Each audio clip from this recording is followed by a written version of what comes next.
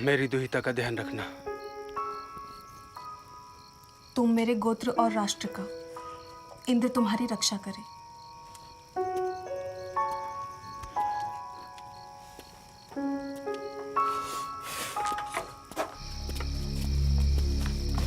इंद्र हमें विजयी करें।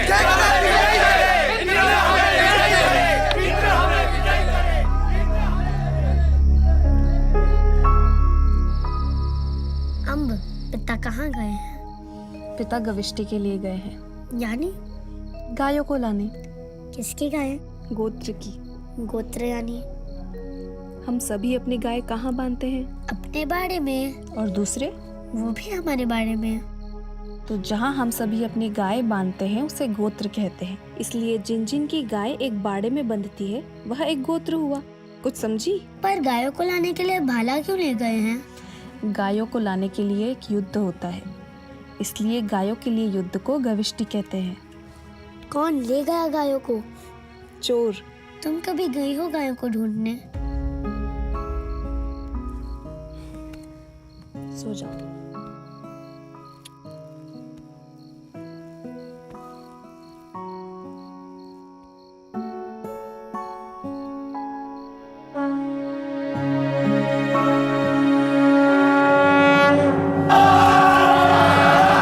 राजा के बिना ही युद्ध करोगे?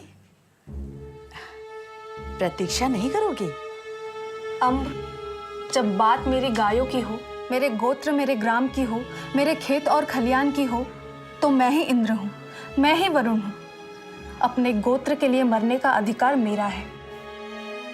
जा, अपनी गायों को ले आ।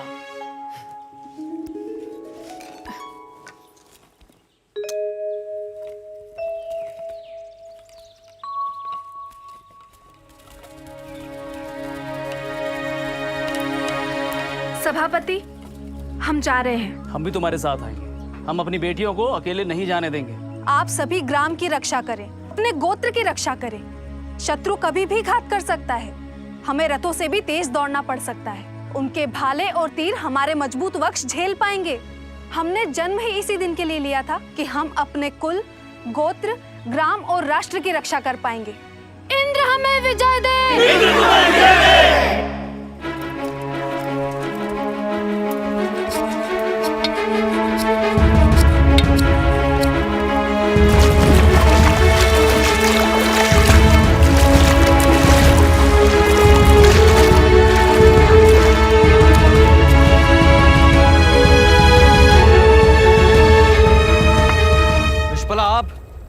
हम सभी गविष्टि के लिए अपना नायक चुने। उसकी क्या जरूरत है विश्पला? पुरखों से हम सभी ने एक कहानी जरूर सुनी होगी। असुर हमेशा युद्ध में देवताओं पर विजय पाते रहे हैं। क्यों? क्योंकि देवताओं के पास नायक नहीं था, किंतु असुरों के पास नायक था। तब सभी देवताओं ने मिलकर अपने लिए एक नायक चुना जो युद्ध में उनका नेतृत्व कर सके, और अंत में देवता विजयी हुए। विश्पला, तुमने रथों की दौड़ जीती है। तुम युद्ध में सारथी भी रही हो। तुम एक योद्धा हो। तुम ही हमारा नेतृत्व करो। क्या आप सभी एकमत हैं?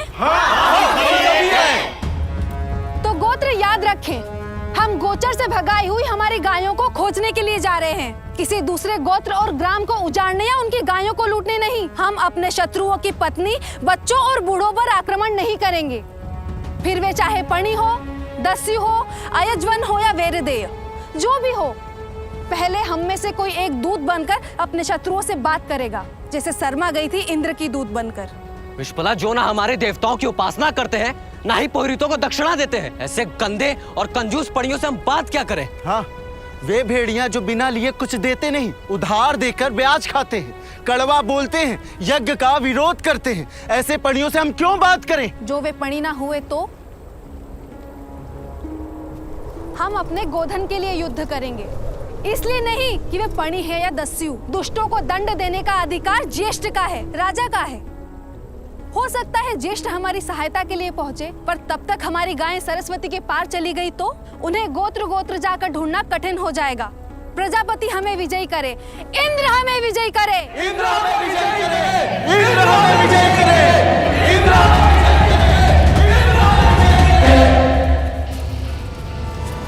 ये तो गाय के खुरों के निशान हैं। हमारी गाय!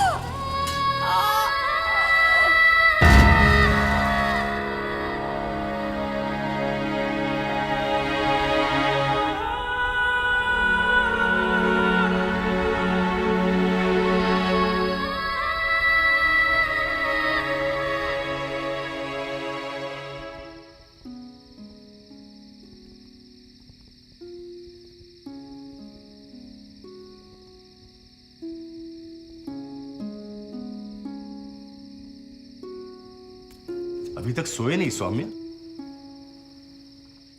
मंत्र का अर्थ समझने की कोशिश कर रहा हूं आचार्य।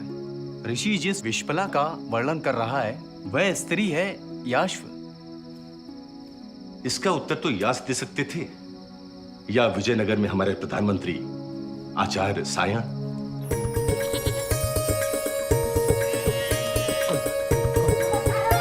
नमस्कारम नमस्कारम। अरे सायण, युद्ध तो था नहीं, फिर तलवार लेकर कहाँ गया था? चरण स्पर्श आचार्य। आयुष्मान भवा। योद्धा हूँ, हमेशा तैयार रहता हूँ। तू तो ज्ञान का योद्धा है, 3 वेदों पर भाष्य लिख चुका है। स्वामी विद्यारण्य को वचन दिया था कि 4 वेदों पर जब तक भाष्य नहीं लिखता तब तक गुरु ऋण से मुक्त नहीं होऊंगा। भाई वाह, तू और माधव विद्यारण्य दोनों भाई एक जैसे हैं। नहीं नहीं आचार्य, मैं कभी माधवाचार्य नहीं हो सकता। मैं स्वामी से छोटा हूँ, ज्ञान में भी और पराक्रम में भी। सौभाग्यशाली है विजयनगर की प्रजा, जो उसे पहला प्रधानमंत्री माधव विद्यारण्य जैसा सन्यासी मिला, और दूसरा प्रधानमंत्री वेदों का भाष्यकार और योद्धा सायणाचार्य मिला। ये बता, क्या ढूंढा? ये पांडुलिपियां? हाँ आचार्य। अरे तो भले आदमी, कोई जरूरी है कि प्रधानमंत्री ही सारा बोझा ढोए? सैनिकों को भी तो बोझा दिया जा सकता था। ज्ञान बोझा नहीं है आचार्य, यही तो मेरा आभूषण है, ये तो मैं ही उठाऊंगा। वाह, सीने पर शास्त्र और कमर में शस्त्र। तेरा नाम तो शस्त्र सायण होना चाहिए, परशुराम की तरह। मेरे सिर पर हाथ रखिए आचार्य। सदैव प्रसन्न रहे, सदैव प्रसन्न रहे। प्रश्न? हाँ आचार्य। गुरु आज्ञा ली है? हाँ आचार्य। गुरु ने आपको प्रणाम कहा है। श्री गुरुभ्यो नमः। पूछो। विश्पला कौन है? परीक्षा ले रहे हो?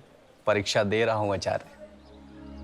मेरी अल्प बुद्धि में विश्पला स्त्री योद्धा है जिसने खेला युद्ध में अपना पैर खोया।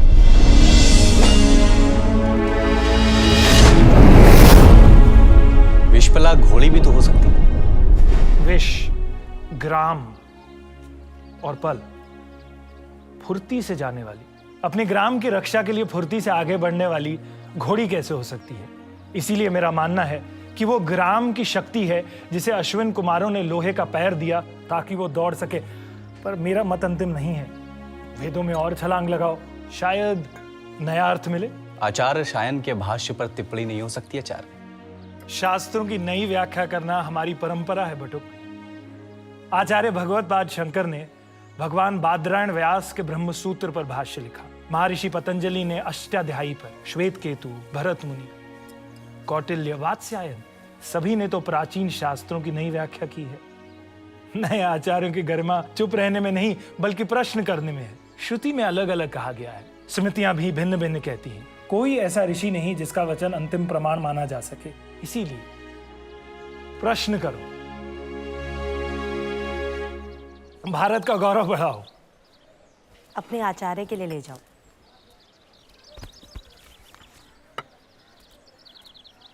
ब्रह्मचारी, आशीर्वाद। अन्नदाता सुखी भव। आपको भी ब्रह्मचारियों से संवाद बढ़ाने में आनंद आता है। आप चाहते तो ब्रह्मचारी को वेदों में छलांग लगाने के लिए नहीं कहते, हाथ पकड़कर पार करा देते। ये बटुक वेदों में छलांग लगाएगा। मैं चाहता हूं ऐसे ब्रह्मचारी बार बार आए।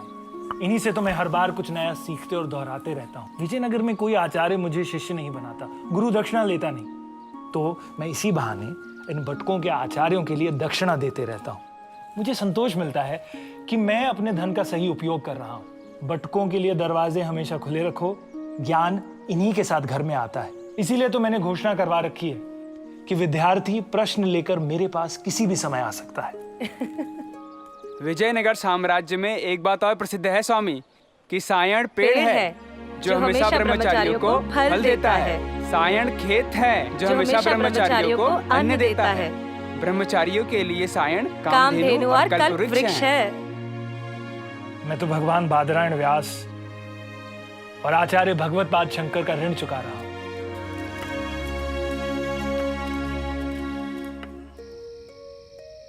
वेदों में और छलांग लगाओ, शायद नया अर्थ मिले।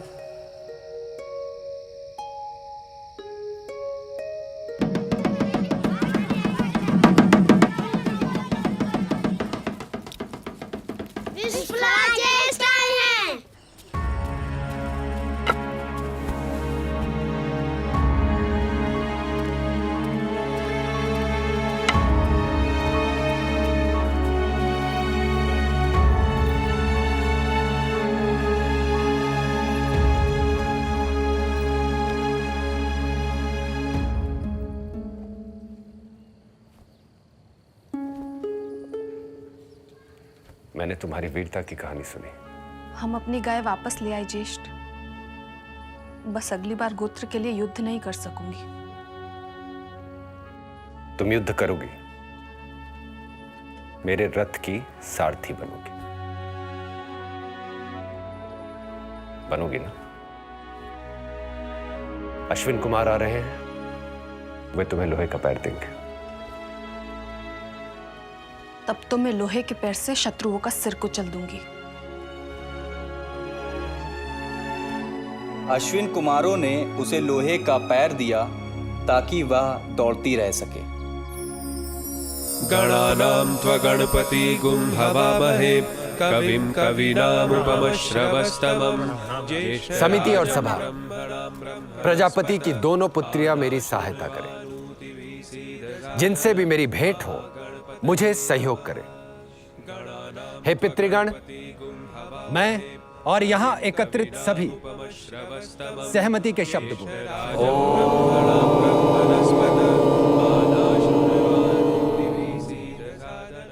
स्वयं भासते राजते सा सभा।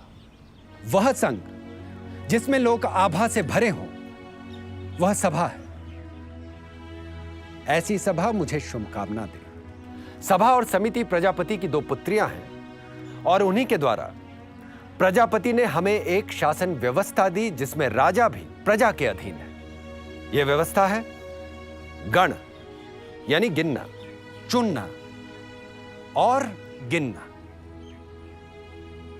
इसीलिए गोत्र का, गांव का हर परिवार अपना पति यानी गृहपति चुनता है। गांव के सब गृहपति मिलकर सभा बनाते हैं। हर गृहपति सभा का सभासद या सभावती है। सभी सभासद और सभावती मिलकर सभापति का चुनाव करते हैं। ऐसी गांव के एक एक जन द्वारा चुनी गई सभा को जनता की आवाज कहा गया, क्योंकि वह जन जन के मत से बनती है और जन जन की अभिलाषा अभिव्यक्त करती है। यह सभा हमारी राष्ट्रीय न्याय पालिका है। सभा के लिए वेद में कहा है कि सभा वो है जो व्यक्ति पे लगे आरोप की दाग मिटा दे। यहां हर किसी को न्याय मिलता है। इसीलिए सभा के निर्णय से हर कोई बंधा है। कोई भी इसके निर्णय का उल्लंघन नहीं कर सकता, राजा भी नहीं। यहां अपना मत रखने के लिए हर सभासद और सभावती स्वतंत्र है। राष्ट्र का प्रशासन करना और राजा को दिशा देना सभा का काम है। पर हमारी सभा इतनी नीरस भी नहीं है। यह हमारी सरस उत्सव भूमि है। यहां हम नाचते हैं, गाते हैं और मनोरंजन के लिए। सभा समिति की छोटी बहन है। वो अपनी बड़ी बहन के अधीन रहकर काम करती है और इस बड़ी बहन समिति को चुनते हैं सभी सभापति। जैसे सभा सभापति चुनती है, वैसे समिति अपना पति ईशान चुनती है। सभापतियों की ये राष्ट्र समिति फिर चुनती है अपना राष्ट्र अध्यक्ष, अपना राजा, जिसे बार बार चुनने और हटाने का अधिकार समिति के पास है। राजा के लिए समिति की हर बैठक में हाजिर रहना अनिवार्य है। समिति ने मुझे राजा चुना ताकि मैं प्रजा का रंजन कर सकूं। सौरज्यत ततो राजन्यो जायत। जो प्रजा का रंजन कर सके वह राजा। आपने यह राष्ट्र मुझे इसलिए दिया ताकि मैं खेती और किसानों का भला कर सकूं। आपने यह राष्ट्र मुझे इसलिए दिया ताकि मैं किसानों को संपन्न कर सकूं। इसीलिए मैंने हथियारों के बजाय हलों पर ज्यादा ध्यान दिया। यदि मैं प्रजा के प्रति असावधानी करूं तो समिति मुझे पद भ्रष्ट करने में तनिक भी देर ना करे। इसीलिए मैं सभा से पूछता हूं, क्या मैंने प्रजा के विरोध में कोई काम किया है? नहीं। क्या शासन के प्रतिनिधि कुलपा हमारे गृहपतियों पर शासन करते हैं? कुल धर्म का पालन करवाते हैं? कुलपा, आप मेरे और गृहपतियों के बीच कड़ी हैं, इसलिए आपको राजन भी कहते हैं। इस सूत्र और पद का सम्मान करना। हाँ राजा। व्राजपति, क्या मेरे प्रतिनिधि व्राजपति आपके कुलों की संपत्ति की रक्षा करते हैं?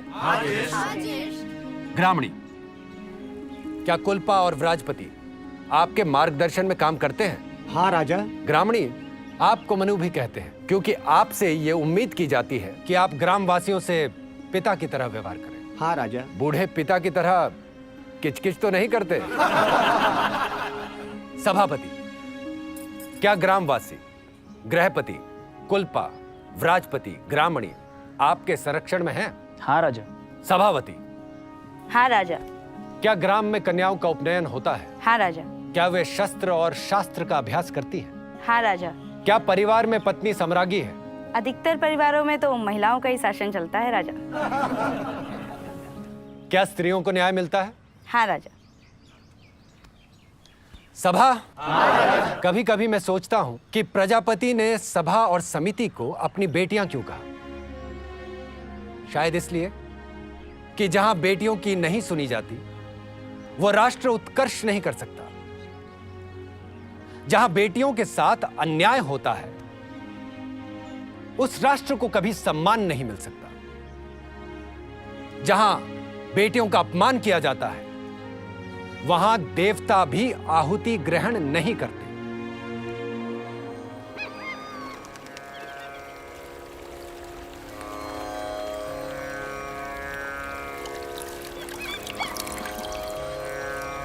इमं गंगे यमुने सरस्वती शुतूर्दिस्तोमं सचता परिष्णया असीक्न्या मरुदष्टधे वितस्तयार्जिकिये शणो हया सुशो माया।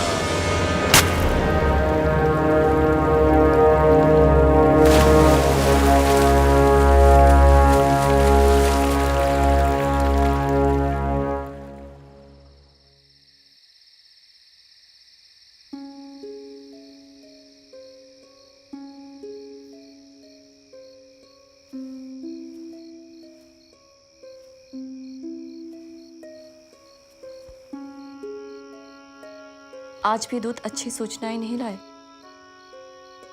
पहले विश्पला के गोत्र के विराजपति और फिर कुलपा की हत्या।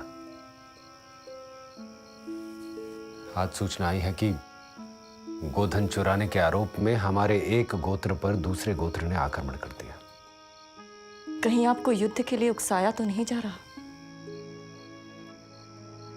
मैं दशराज युद्ध जैसे युद्ध की आहट सुन रहा हूं। कविष्टि के नाम पर युद्ध के लिए उत्सुक है ग्राम गण और राज्य। चारों ओर युद्ध के बादल गरज रहे हैं। आप परिषद से सलाह लें और निर्णय वही करें जिसमें राष्ट्र का उत्कर्ष हो।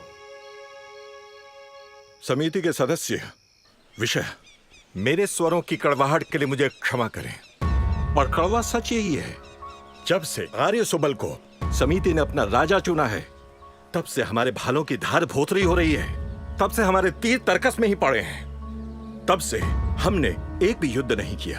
दस्युओं ने विश्पला के पैर काट दिए, पर हमने दस्युओं के विरुद्ध युद्ध की घोषणा नहीं की। राजपति और कुलुपा के शत्रुओं ने हत्या कर दी, पर हमने युद्ध का आह्वान नहीं किया। हमारे गोत्र पर आक्रमण हो रहे हैं, पर हम युद्ध के लिए उत्सुक नहीं दिखाई दे रहे हैं। स्वर्ग में सुदास हम पर हंस रहे होंगे, जिन्होंने 10 राजाओं के साथ अकेले ही युद्ध किया था। हमारे पुरखों ने समिति को शाश्वत कहा, अमर कहा, और यदि हम ऐसे ही युद्ध से विमुख रहेंगे तो कोई समिति अमर नहीं रहेगी। विषा बिहुल, पुरखों ने समिति की परंपरा को अमर कहा है, व्यक्ति को नहीं। विषा बिहुल को समिति में अपनी बात रखने का अधिकार है। परंपराएं भी नहीं रहेंगी जो उनकी सुरक्षा के लिए युद्ध की तैयारी न रहे। क्यों जन अश्वमेध यज्ञ को भूल रहा है? विदत नाम की हमारी प्राचीन संस्था भी समाप्त हो रही है। क्या मैं समिति को ये याद दिलाऊं कि विदत में युद्ध में जीते गए गोधन, अश्वधन, पशुधन, हिरण्य, मणिमुक्ता और दास दासियों का बंटवारा होता था। हमारी स्त्रियां विदत में शामिल होती थीं और पराक्रम से पाए गए धन को पाकर प्रसन्न होती थी। पर जब से आर्य सुबल हमारे राजा हुए हैं, एक बार भी विदत का आयोजन नहीं हुआ। मैं समिति का आह्वान कर रहा हूं, राष्ट्र को चलाने के लिए ही अश्वमेध का आयोजन करें। हम सिर्फ अपनी गायों को ढूंढने के लिए गविष्टि की प्रतीक्षा न करें, बल्कि पणियों के, दस्युओं के ग्रामों को लूटे, उनका पशुधन और स्वर्ण जीते, उनके वस्त्र, उनके रथ, उनका अन्न जीते। युद्ध में पणियों को पराजित कर उनसे नियमित उपहार लें, उन्हें हमारे क्षेत्र में शामिल करें, ताकि हम उनके धन का उपभोग कर सकें। समिति के पति ईशान को मैं सावधान कर रहा हूं। इतिहास है कि परुष्णी के तट पर सुदास ने 10 राजाओं को पराजित किया था। यदि हम सरस्वती के तट को सुरक्षित रखना चाहते हैं तो हमें युद्ध के लिए आगे बढ़ना होगा, वरना हमारी गायों के लिए दस्यु हमारी ओर आ ही रहे हैं।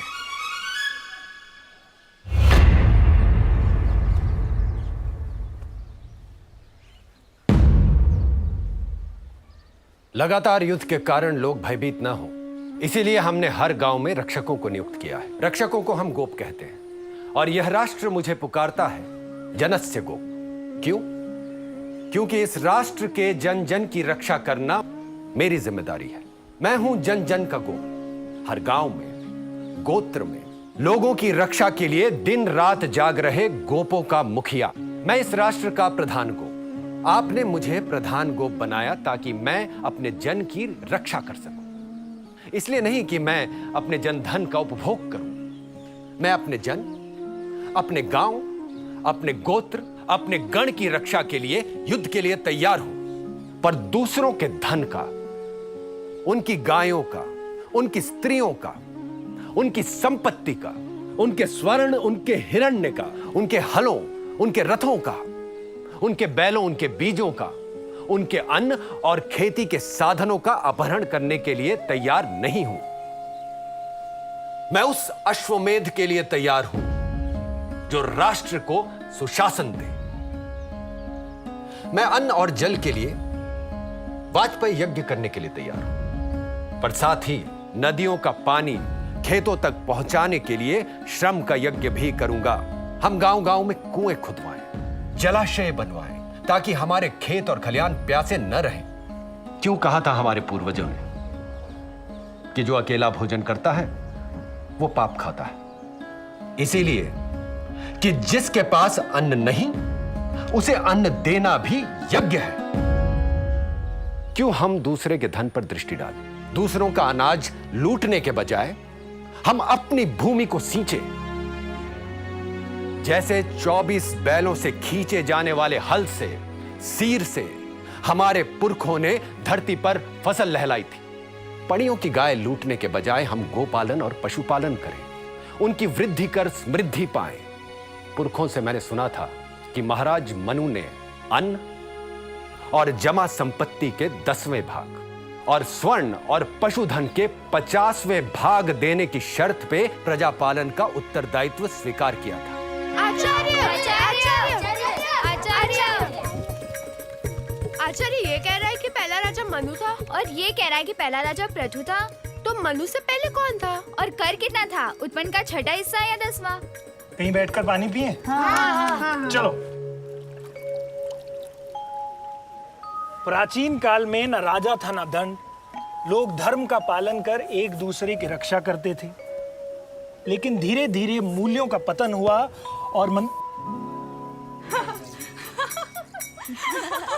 और मनुष्य लालची, स्वार्थी और दुष्ट होता गया। ताकतवर कमजोर को मारने लगा।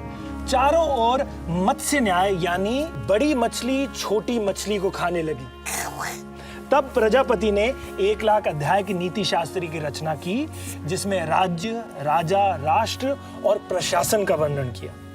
इसके बाद प्रजापति ने विराज को पहला राजा बनाया। वो वेन का पुत्र पृथु था, जिसके समय में राजा शब्द पहली बार अस्तित्व में आया। ये कथा महाभारत में भीष्म ने धर्मराज युधिष्ठिर से कही। तो फिर मनु कहाँ से आया? ऐसी ही एक और कथा महाभारत में आती है, जब मत्स्य न्याय के कारण अराजकता फैलने लगी।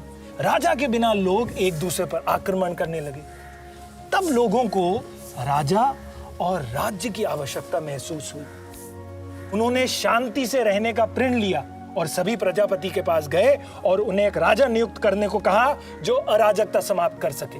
प्रजापति ने मनु को उनका राजा नियुक्त किया, पर मनु ने राजा की जिम्मेदारी लेने से मना कर दिया। लेकिन बहुत मनाने और अपनी संपत्ति का 10वां हिस्सा और अपने पशुधन का 50वां हिस्सा देने का वचन देने पर मनु मान गए। अब समझ में आया कि करना मिलने पर राजा क्यों रूठ जाते थे। क्या प्रत्येक जन शासन को अपने अन्न और पशुधन का हिस्सा दे रहा है? इंद्र को जन अपनी इच्छा से बलि में अन्न, गोधन, पशुधन, घी, शहद, स्वर्ण, धातु, वस्त्र, लकड़ी, पशुओं की खाल आदि देते थे। पर क्या मुझे कर या बलि बराबर मिलता है? क्या हर सभासद, हर विषह कर देता है? मैं युद्ध के लिए तैयार हूं, पर क्या युद्ध के लिए कूच कर रहे योद्धाओं को ग्राम ग्राम, गोत्र गोत्र से अन्न, दूध, दही, तेल, कंबल, बिस्तर, ईंधन, पशु स्वेच्छा से मिलेगा या उन्हें ग्रामवासियों से छीनना पड़ेगा? मैं अपने ग्राम में, अपने गोत्र में हो रही चोरी, डकैती, उठाईगिरी और छल के लिए अपराधियों को दंड देता हूं, तो फिर मैं दूसरों के ग्राम और गोत्र को लूटने या लूट में पाए गए धन को विदथ में कैसे बांटूं? मैं जन का स्वामी नहीं, जनसेवक हूं। मैं समिति के निर्णय से बंधा हूं, इसलिए समिति योग्य निर्णय ले।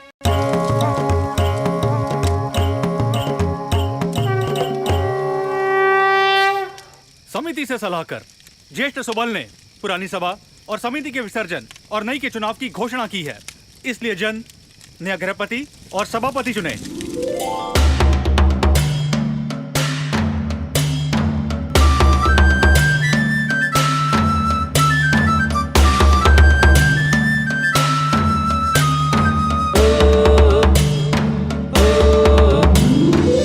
पणियों से बात हो गई?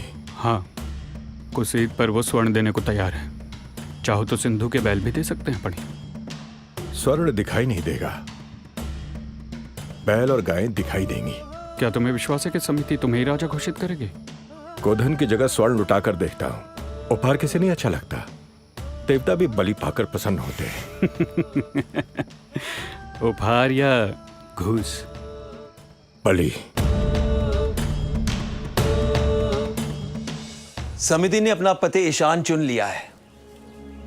अब समिति ऐसे राजा को चुने जैसे अतीत में देवों ने चंद्रमा से रूप, सूर्य से ऊर्जा, इंद्र से शक्ति, विष्णु से पराक्रम, वैश्रवण से त्याग और यम से आत्म संयम लेकर बनाया था। समिति यदि चाहे तो आर्य सुबल को भी फिर से चुन सकती है।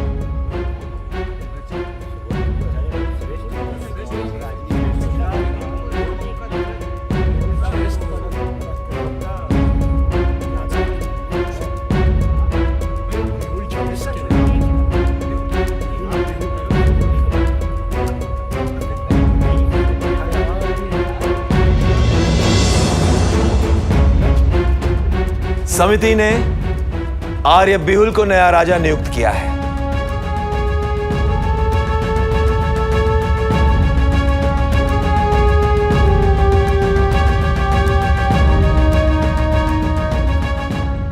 राजन, अब आपको राजसूय यज्ञ करना होगा।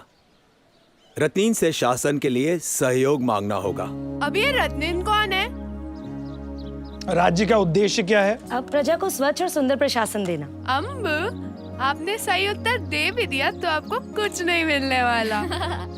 ऋग्वेद में स्वच्छ और सुंदर शासन को प्रशिश यानी प्रकृष्ट शासन कहा है। और शासन के लिए क्या चाहिए? अमात्य, राजन्य, ब्रह्म शक्ति, छत्र शक्ति। ठीक। बुद्धि और शक्ति का संगम। ये सब मिलाकर जिससे शासन चले उन अधिकारियों को रत्निन कहते थे। रत्नी नामेतानी हविषी भवंती एते वै राष्ट्रस्य प्रदातारः। वे सिर्फ राजा के ही नहीं बल्कि राष्ट्र के निर्माता भी थे। राजा प्रजा का सेवक है तो अधिकारी लोक सेवक, इसीलिए राज्य अभिषेक के पहले राजा उनके घर उन्हें आहुति देने जाता था। ब्राह्मण ग्रंथों में इसका विस्तार से वर्णन किया गया है। सबसे पहले राजा पुरोहित के घर जाता था। जैसे राजा को जनगोप वैसे ही पुरोहित को राष्ट्रगोप कहते थे। राष्ट्रगोप, आप राष्ट्र के रक्षक हैं और धर्म के प्रतिनिधि। मेरी आहुति स्वीकार करें और हर हाल में मुझे सत्य और धर्म का मार्ग दिखाएं। मैं रत्निन के लिए नियुक्त हुआ हूं। मैं चाहता हूं आप सदा मेरे पीछे चलें। प्रशासन में पुरोहित सबसे बड़ा पद होता था, सेनापति से भी। पुरोहित ब्रह्म शक्ति का प्रतिनिधि था। वो गुणों की खान और आदर्श की मिसाल होता था। निरुक्त के अनुसार पुरा एवं ददाति, जो सभी विषयों में आगे रखा जाए वो पुरोहित। मैं पुरोहित बनूंगा। बृहस्पति और शुक्राचार्य की तरह। तब तो तुम्हें राज्य के भौतिक और आध्यात्मिक विकास की जिम्मेदारी उठानी पड़ेगी बटुक। ये नहीं कर पाएगा आचार्य जी। नहीं, मैं राजा को आगे बढ़ाऊंगा। पुरोहित के बाद? पुरोहित के बाद नियुक्त राजा सेनानी या सेनापति के पास जाता था। उसके बाद राजमहिषी। राजमहिषी क्यों? क्योंकि स्त्री के बिना पुरुष अधूरा है। राजमहिषी के बिना राजा। फिर सूत या सारथी। सूत क्यों? क्योंकि वो रथ चलाने की विद्या में कुशल होता था। युद्धों में रथ का और लगातार युद्धों के कारण सूत का बड़ा महत्व था। अथर्ववेद में सूत को राजा को बनाने वालों में से एक कहा गया है। फिर तक्षण या बढ़ई, फिर करमार या धातु कर्मी, फिर रथकार। रथ बनाने वालों और धातु कर्मियों को राजा अपने नियंत्रण में रखना चाहता था, क्योंकि दोनों ही युद्ध में बड़े काम के थे। बिल्कुल ठीक। उसके बाद नियुक्त राजा संग्रहित्र या कोषाध्यक्ष, फिर भागदुग या कर जमा करने वाले, फिर पालागन या राजा का सखा जो बाद में विदूषक कहा जाने लगा, फिर ग्रामणी, उसके बाद शत्ता या अन्न बांटने वाले, फिर अक्षवाप या खेल मंत्री, फिर गोविक कर्तन या पशुओं का अधिकारी, फिर स्थपति यानी कलाओं के अधिकारी के घर पर आहुति लेकर जाता था। वैदिक काल में विकास के साथ साथ ये सूची बढ़ती गई। बाद से नहीं संहिता में हस्तपा यानी गजपति, अश्वपा यानी अश्वपति, प्रश्न विभाग यानी न्यायाधीश, वनपा यानी वन का अधिकारी, दावपा यानी वन में लगी आग को बुझाने वाले विभाग का अधिकारी आदि भी रत्निन या लोक सेवक हैं। आचार्य क्या वैदिक प्रशासन में विभागीय अध्यक्ष थे? ऐसा लगता है कि कुछ विभागों के अध्यक्ष थे। ऋग्वेद में न्याय विभाग के अध्यक्ष का उल्लेख मिलता है और ऐत्रीय ब्राह्मण में सचिव का भी। रत्निन को आहुति देने के बाद क्या होता था स्वामी? फिर नियुक्त राजा का राष्ट्र की नदियों के पवित्र जल से अभिषेक होता है।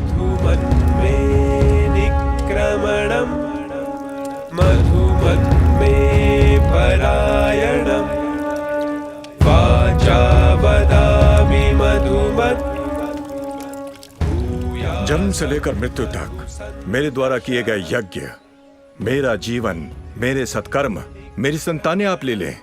यदि मैं अपने कर्तव्य का पालन न करूं या प्रजा से छल करूं, यह राष्ट्र तुम्हें सौंपा जाता है। तुम्हें राष्ट्र में शांति, प्रजा का कल्याण और धन प्राप्त करने के साधनों में अभिवृद्धि का ध्यान रखना है। तुम्हें राज्य की समृद्धि, राज्य का विकास और राष्ट्र के उत्कर्ष का ध्यान रखना है।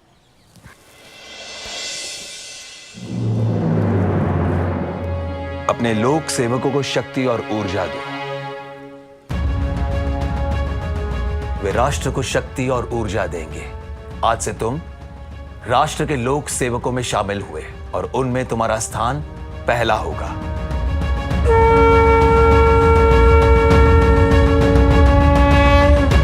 राज्याभिषेक में तलवार का क्या अर्थ? अर्थ साफ है, तलवार यानी शक्ति। रत्निन, जिन्हें वीर भी कहा जाता था, उसके बिना राजा शक्तिहीन है। यानी राजा के चुनाव की परंपरा भी वैदिक काल में थी? बिल्कुल, और उसके बाद भी। परीक्षित की मृत्यु के बाद हस्तिनापुर के लोगों ने जन्मजय को सर्वसम्मति से राजा चुना। कौटिल्य भी राजा के चुनाव का उल्लेख करते हैं। सौराष्ट्र के रुद्रदमन को भी लोगों ने चुना था। राज्यवर्धन की मृत्यु के बाद हर्षवर्धन को प्रधानमंत्री भांडी के साथ मिलकर मंत्रियों और अमात्यों ने चुना था। गोपाल वंश के गोपाल को भी लोगों ने चुना था। कश्मीर के यशस्कर को ब्राह्मणों ने चुना था। बक को बस इतना मैं याद नहीं रख पाऊंगी। तो फिर बटकों को उत्तर कैसे दोगी? बटुकों को भिक्षा देना मेरा काम, उत्तर देना आपका। आपसे बात करना भी तब होता है जब मैं आपसे प्रश्न करती हूँ। विजयनगर के इस रत्निन को तुम्हारे प्रश्न भी सुख देते हैं। तो फिर बताइए, यदि प्रजा को राजा को चुनने का अधिकार था तो हटाने का अधिकार भी होगा? तुम्हारा उपनयन कर ही देता हूं।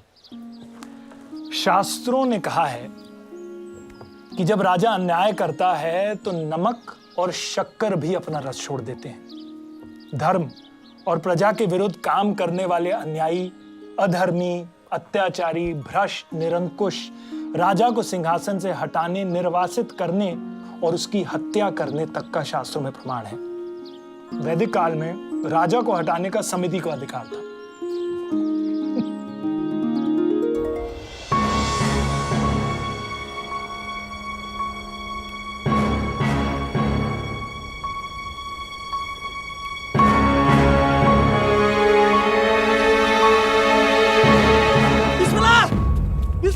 बिस्मिल्लाह, ग्राम में भाग दुख कर लेने आए हैं। कोई भी ग्राम्य उन्हें कर नहीं देगा। सभी योद्धाओं को जमा करो। हम राजा को तब तक कर नहीं देंगे जब तक हमें न्याय नहीं मिलता।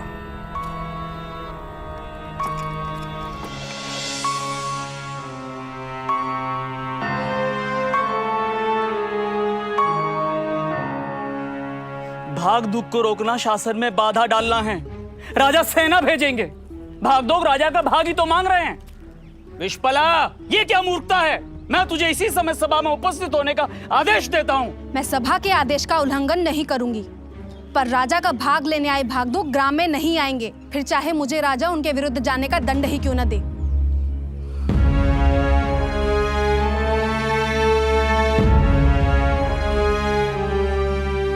यदि सत्य कहना विद्रोह है तो मैं विद्रोही हूँ सभापति। जब से आर्य बिहुल को राष्ट्र सौंपा गया है, हमारा गोत्र दुखी है और सभा नपुंसक हो गई है। पुष्पला, भगिनी स्वधा अपने भगोड़े पति को दंड दिलवाने के लिए सभा में घसीट कर लेकर आई थी। तब सभा ने क्या किया?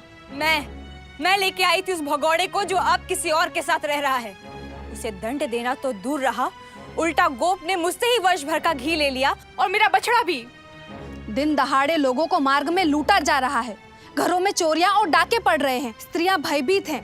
हमारे कुत्ते रात रात भर जाग रहे हैं और गोप सो रहे हैं। अपराध की छानबीन के नाम पर दंडाधिकारी ग्राम से कर वसूल करते हैं और रात भर सोम पीकर जुआ खेलते हैं। कुल्पा और राजपति के हत्यारे आज तक नहीं पकड़े गए, पर ग्राम से कर लिया जा रहा है। लिया नहीं जा रहा, छीना जा रहा है। चोर और गोप एक साथ जुआ खेलते हैं और सभा मौन है।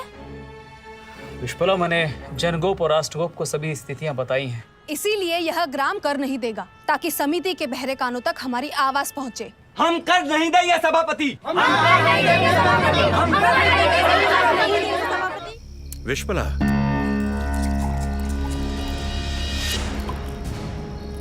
सेनापति से कहो और सेना की एक टुकड़ी साथ ले जाओ, उसे उठा कर ले आओ। जो विरोध करे तो कुचल दो। विश्पला! विश्पला! अरे यहाँ भी नहीं है। हर घर में ढूंढो।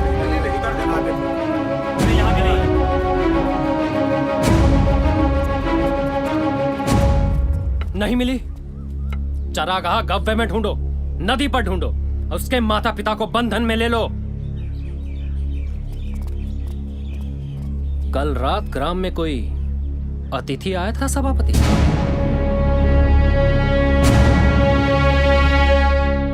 राष्ट्रगोप। राजपुरोहित? ज्येष्ठ बिहुल ने कहा है कि आज वे समिति में नहीं आ सकते। ये समिति का अपमान है, ये समिति का अपमान है, ये समिति का अपमान है।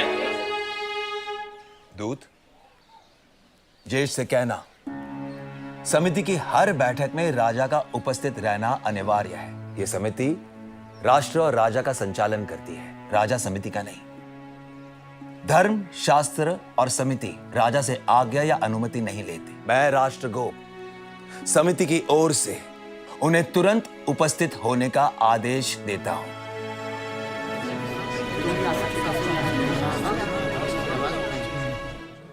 मैं जन में फैल रहे असंतोष से परिचित हूं, इसलिए आज समिति को कठोर निर्णय करना है।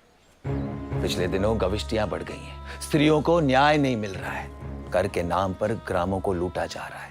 ब्राह्मण, ब्रह्मचारी और गर्भवती महिलाओं तक से नदी पार करने के लिए शुल्क लिया जाता है। कई ग्राम कर देने से मना कर रहे हैं, क्योंकि राजा उनकी रक्षा नहीं कर रहा। आज एक मना कर रहा है, कल ये आग वन की आग की तरह फैलेगी। समिति इसका भी उत्तर ढूंढ लेती, पर पणी आज खुलेआम कह रहे हैं कि उनका द्रव्य बल और धन बल ज्येष्ठ बिहुल के साथ है।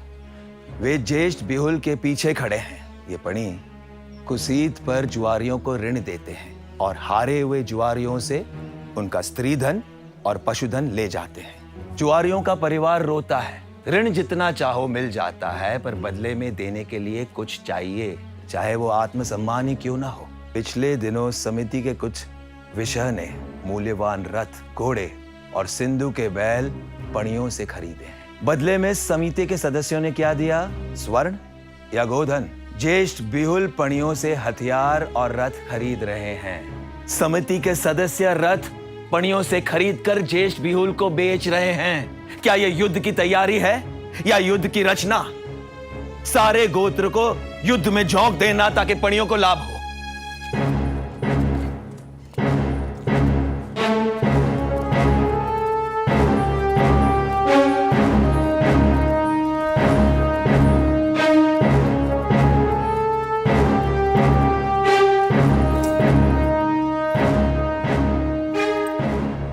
राष्ट्रगोप, आप एक बात समझ लें, मैं इंद्र हूं, मैं ही धर्म हूं, मुझ पर किसी का शासन नहीं चलता। समिति और रत्न मेरे पीछे चलेंगे, मैं उनके पीछे नहीं। इसलिए मेरे प्रश्न का सीधा उत्तर दे, विश्पला कहां है? एक बात मैं भी स्पष्ट कर दूं ज्येष्ठ, धर्म पर किसी का शासन नहीं चलता, पर धर्म का शासन सब पर चलता है। अब यह समिति आपसे जानना चाहती है कि किसकी सलाह से आपने विश्पला के ग्राम में सेना भेजी थी। क्या आपके रत्नीन ने अपनी ही प्रजा के विरुद्ध सेना भेजने की सलाह दी थी? मैं वह जरूरी नहीं समझता। क्या ज्येष्ठ ने पणियों से स्वर्ण कुसीत पर लिया था? क्या आपने समिति की सदस्य को घूस दी थी? आप मेरे विरुद्ध षड्यंत्र कर रहे हैं राष्ट्रगोप। मैं उन पणियों और समिति के उन सदस्य को आपके सामने प्रस्तुत करूं? स्त्री पर अत्याचार करने वाला, उनका अपमान और असम्मान करने वाला जन का गोप कभी नहीं हो सकता।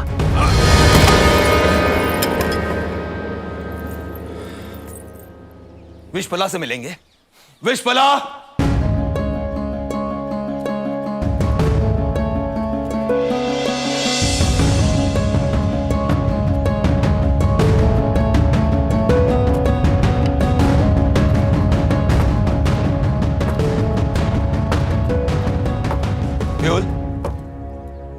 राष्ट्र की तलवार वापस दे दो। ये तुम्हारे हाथों में शोभा नहीं देती। समिति बताएं, समिति की प्रतिष्ठा और पवित्रता को कलंकित करने वाले को क्या दंड दिया जाए? सेनानी, मैं तुम्हें आदेश देता हूं।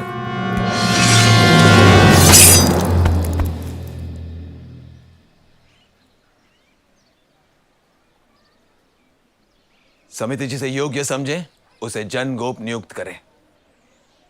सुमल! सुमल! सुमल! सुमल! सुमल! सुमल! सुमल! सुमल! सुमल! सुमल! पुष्पला! पुष्पला! पुष्पला! राजा होती लेके आ रहे हैं।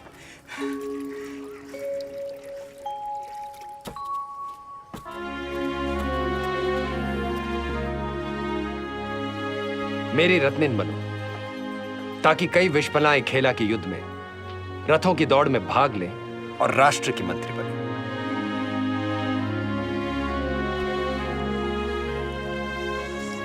हर राजा आप जैसा पिता हो ज्येष्ठ।